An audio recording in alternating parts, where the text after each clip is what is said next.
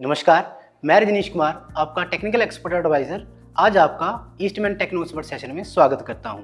आज के इस टेक्निकल सेशन में हम आपको ईस्टमैन के एनर्जी स्टोरेज सिस्टम के बारे में महत्वपूर्ण जानकारियां देंगे। आज की इस वीडियो में हम बात करेंगे display parameter and features in 51.2 volt lithium ion rack mounted battery के बारे में। इस बैटरी के डिस्प्ले पर कुछ इंपॉर्टेंट पैरामीटर दिए गए हैं जिससे बैटरी की परफॉर्मेंस और सेफ्टी को मॉनिटर कर सकते हैं। बैटरी पैक सेक्शन में आपको बैटरी का voltage, peak charging and discharging current और SOC मतलब स्टेट ऑफ चार्ज दिखता है। स्टेटस सेक्शन में प्रोटेक्शन फीचर्स जैसे कि under voltage, over voltage, short circuit, over current और टेम्परेचर प्रोटेक्शन भी अवेलेबल है।